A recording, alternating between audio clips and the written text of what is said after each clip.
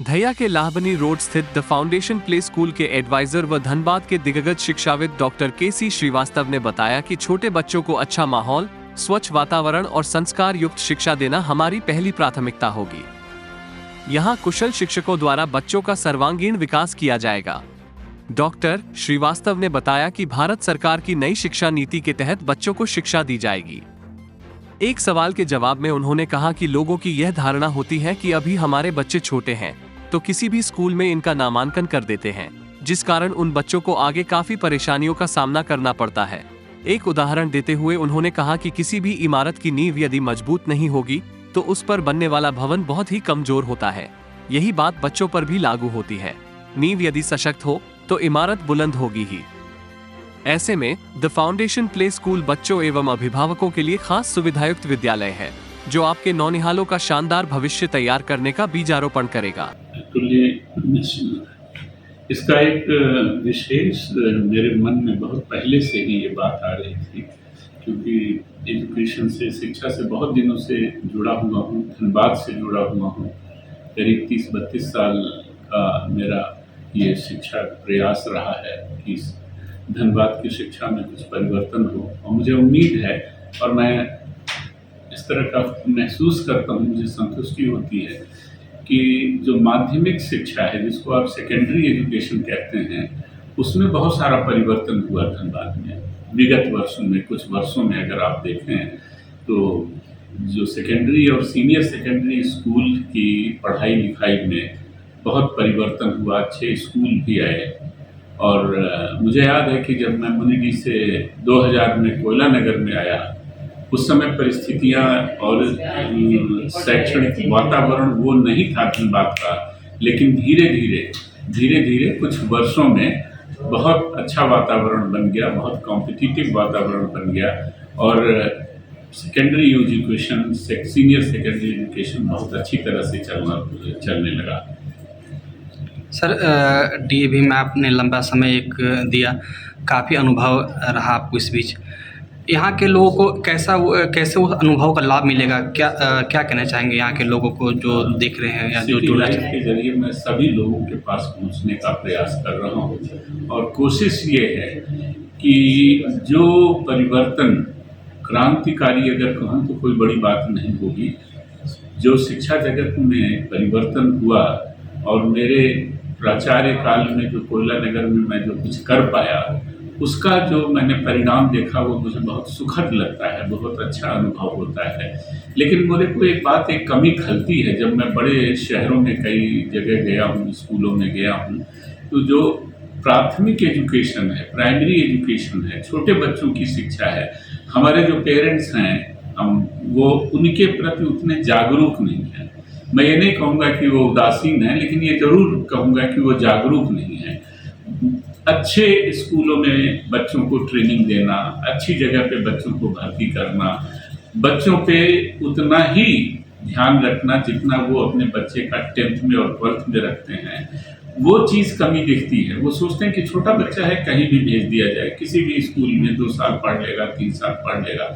लेकिन वो 2 और 3 साल जो है वो बहुत इम्पॉर्टेंट है।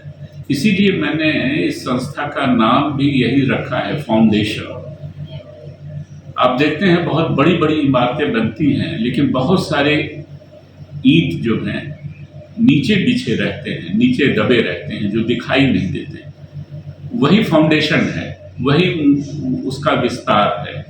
तो फाउंडेशन अगर अच्छा होगा, बच्चों के क्रियाकलाप अच्छे होंगे, उनको एक्टिविटीज़ अच्छी होंगी, उनकी आदतें अच्छी होंगी, उनमें अच्छी संस्कृति की बात की जाएगी, उनको अच्छे ढंग से आगे बढ़ने के लिए प्रेरित करना, बच्चों में आज्ञाकारिता की भावना भरना, बच्चों में देश प्रेम की भावना भरना, और ये सब क्रियाकलाप के द्वारा, एक्टिविटी के द्वारा अगर होगा तो इन बच्चों पर वो इम्प्रेशन पड़ेगा जो कभी न मिटने वाला होगा, और हम एक अच्छे समाज और अच्छे देश को बढ़ाने में अपनी भागीदारी निभा सकेंगे।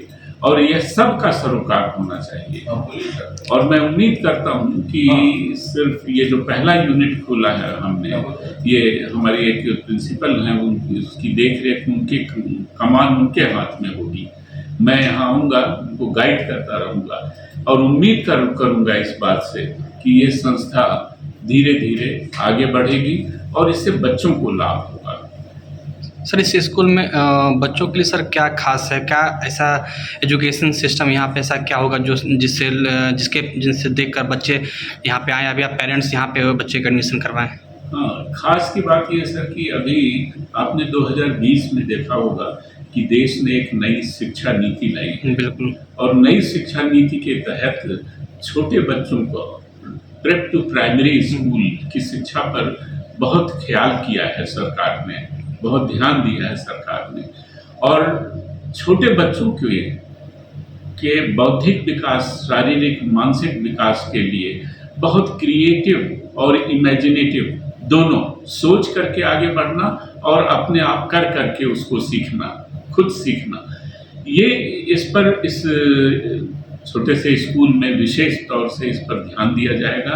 हर बच्चे को अपने आप करके आगे बढ़ने की प्रेरणा मिले, उसमें कॉन्फिडेंस उसी समय से बढ़ जाए कि हाँ मैं कर सकता हूँ, ये भावना इस छोटे बच्चे में आनी चाहिए। और एक दूसरे से मिल करके एक दूसरे के साथ आगे बढ़ने का जो प्रयास है, खेल खेल के साथ शिक्षा, मॉन्टेसरी एजुकेशन, फ्रॉबेल एजुकेशन, ये जितने एजुकेशनिस्ट हुए हैं उन लोगों का जो मत है उसको ध्यान में रखकर, उसको विचार में रखकर जो नई योजना बनी है, शिक्षा नीति बनी है, उनमें छोटे बच्चों के विकास के लिए जो भी कार्य किए गए हैं, जो भी रूपांतरण किए गए हैं, जो भी परिवर्तन किए गए हैं, वो इन स्कूलों में हम लोग लाने का प्रयास करेंगे।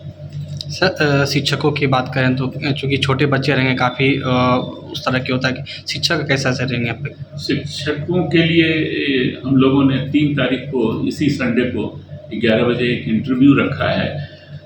इसमें कोई ये जरूरी नहीं कि शिक्षक पीएचडी हो, ये हो कि उसमें बच्चों के प्रति कितना लगाव है जी।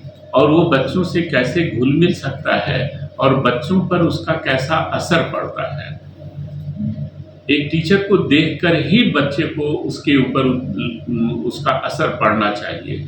तो हम लोग प्रयास करेंगे और हमारा प्रयास होगा कि अच्छे टीचर्स की नियुक्ति यहाँ पे करें ताकि बच्चों को घर जैसा माहौल मिले, उन्हें एक दूसरा घर समझ में आए। वो दूसरे दिन बच्चा जरूर कहे कि आज स्कूल क्यों बंद हो गया, मुझे स्कूल जाना है।